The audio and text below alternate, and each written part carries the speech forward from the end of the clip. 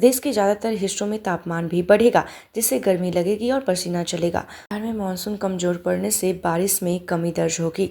वहीं झारखंड की बारिश से गया और जहानाबाद में फल्गु नदी उफान पर है। कई गांव बाढ़ से प्रभावित हैं। इन इलाकों में आज बारिश की चेतावनी भी जारी की गई है।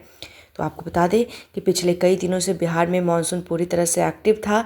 नतीजन कई जिलों में भारी बारिश देखने को मिली। तापमान में गिरावट रहने की वजह से मौसम सुहाना रहा, लेकिन अब एक बार फिर से मौसम में बदलाव के संकेत मिल रहे हैं। मानसून की द्रोणिका बिहार से दूर होती जा रही है, इसलिए बारिश की गतिविधियों में कुछ दिनों के लिए ब्रेक लग गया है। साथ ही तापमान में बढ़ोतरी होने का भी पूर्वानुमान है।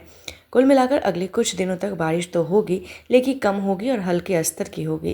फिलहाल झारखंड में भारी बारिश देखी जा रही है। इस वजह से फल्गु सहित कई स्थानीय नदियां उफान पर है। दक्षिण बिहार के कई गांव जलमग्न हो चुके हैं। बाढ़ का खतरा विकराल रूप लेता जा रहा है।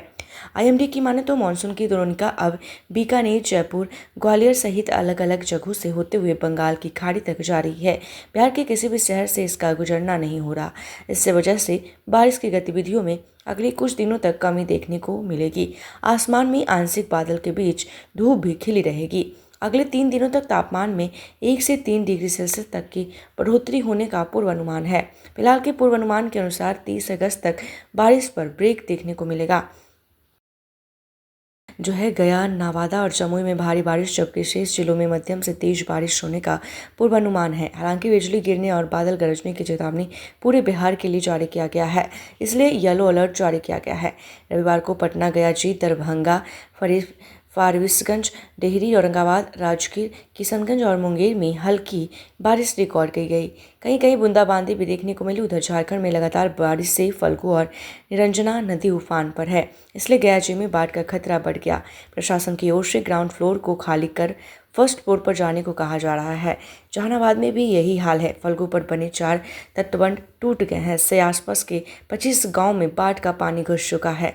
करीब 50,000 आबादी बाढ़ की चपेट में है। नालंदा में भी लोकायान नदी का जलस्तर तेजी से बढ़ रहा है। इससे भी कई गाँव का जीवन अस्त व्यस्त हो गया है।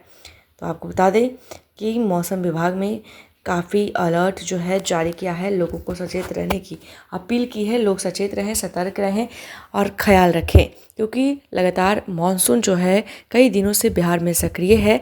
लेकिन कहा यह जा रहा है कि आने वाले कुछ दिनों में अब मानसून बिहार में नहीं दिखेगा। लोगों को काफ़ी गर्मी का सामना करना पड़ेगा, क्योंकि अभी फ़िलहाल झारखंड में नदियां उफान पर है। इसके वजह से जहानाबाद में भी फल्गु नदी के तटबंध से कई गांव चपेट में, बाढ़ के चपेट में आ चुके हैं। और लगातार बारिश की वजह से आज सुबह की बात करें तो राजधानी पटना में रात से ही झमाझम बारिश हो रही है, जिससे मौसम काफ़ी सुहाना हो चुका है। और मौसम विभाग की ओर से कई जिलों को लेकर आज अलर्ट भी जारी किया गया है।